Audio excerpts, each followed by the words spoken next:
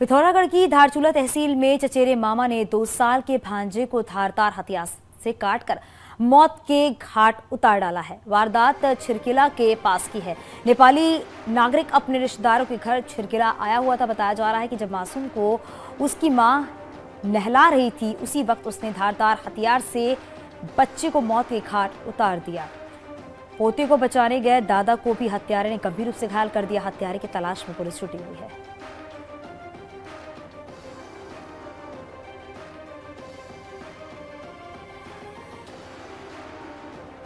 एक बच्चे की हत्या की सूचना दी, जिस पर शीघ्र सूचना मिलने पर शीघ्र मैं घटनास्थल रवाना हुआ। घटनास्थल पहुंचने पर बच्चे की लाश जमीन में पड़ी थी और बच्चे के दादू को घायल किया था, जिस पर मौके पर घायल को शीघ्र अस्पताल भेजा गया। पंचायत में कार्रवाई की जा रही है। यथाशीघ्र अभियुक्त को गिरफ्तार। ये अनार उगा के हर साल 1 एकड़ की जमीन पर 10 लाख कमा रहे हैं।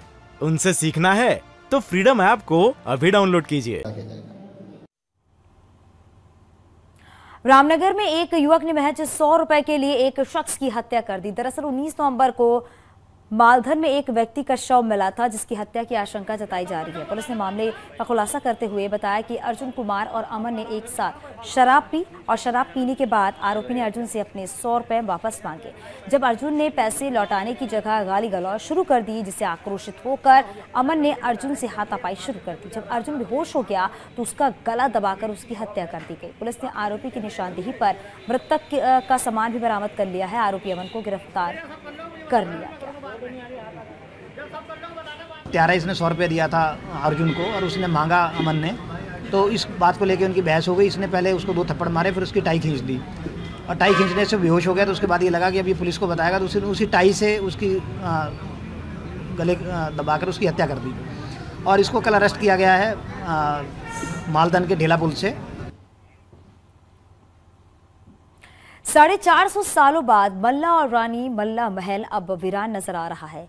1570 से चंद राजाओं और साथ ही निर्मित महल से पहले राजा, गोरखा, अंग्रेज और आजाद भारत में प्रशासनिक व्यवस्था चलती थी। अब इस महल का क्या होगा, इस पर राजनीति भी शुरू हो गई।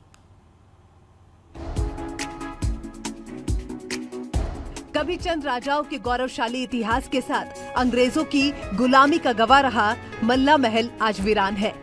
आजादी के बाद महल में कलेक्ट्रेट चलने लगे थे, लेकिन अब मल्ला महल से सभी कार्यालयों को नए कलेक्ट्रेट में शिफ्ट कर दिया गया है। वहीं सीएम धामी ने चरणबद्ध तरीके से मल्ला महल को विकसित करने की बात कही है। मल्ला महल को चरणबद्ध तरीके से हम लोग उसको विकसित करेंगे, क्योंकि वो हमारे लिए बहुत एक ऐतिहासिक धरोहर है। उसके लिए जो यहाँ कल मैंने घोषणा करी है कि उसको हमारी जो यहाँ की प्राचीन हमारी शैली है, परंपरागत जो शैली है, उसके रूप में उसको विकसित किया जाएगा। और अगर भारत सरकार का भी कुछ हमें उसमें सहयोग चाहिए होगा तो हम भारत सरकार से भी बात करेंगे। सीएम मल्ला महल को विकसित करने की बात कह रहे हैं, लेकिन विपक्ष मल्ला महल को लेकर सरकार से स्पष्ट नीति चाहता है। इसके साथ ही लंबे समय तक सत्ता का केंद्र रहे धरोहर को जल्दी गुलजार करने की भी मांग है। इस तीव्र गति से काम हो जाना चाहिए था और ये संचालित हो जाना चाहिए था, जिससे कि जो हमारा बाहर का पर्यटक आता है वो यहाँ पर आकर वो सारी चीज़ों को देखे। यहाँ पे गैलरी लगनी चाहिए थी, यहाँ पर जो हमारी हेरिटेज के रूप में जिसमें विकसित किया गया है। लेकिन मुझे नहीं लगता है कि प्रदेश सरकार इस बहुत ही महत्वपूर्ण पर्यटक के जैसे विषय को देखते हुए बहुत संवेदनशील है।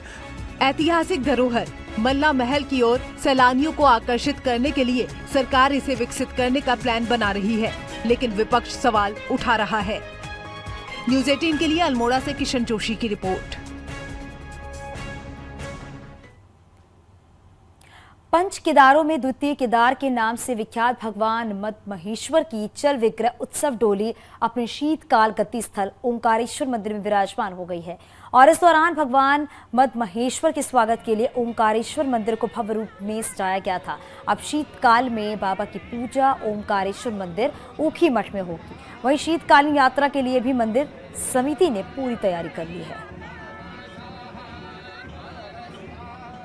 शीतकाल के लिए बंद कर दिए गए। प्रथम पड़ाव गोंडार होते हुए द्वितीय पड़ाव राकेश्वरी माता राशि में और तृतीय पड़ाव गिरिया ग्राम होते हुए आज अपने मठ ओंकारेश्वर मंदिर वैराग्य पीठ में भगवान शिव शीतकालीन प्रवास के लिए आज यहाँ पहुँच चुके हैं। कई वर्षों से बहुत अच्छी यात्रा चल रही है। शीतकाल में भी मंदिर समिति पूरे प्रयासरत हैं शीतकालीन पूजाओं का अच्छा संदेश यात्रा तक पहुंचाएं।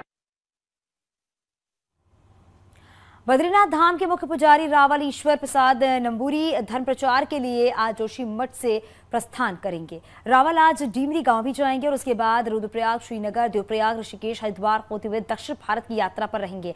रावल धर्म के प्रचार प्रसार के लिए देश की यात्रा कर रहे हैं।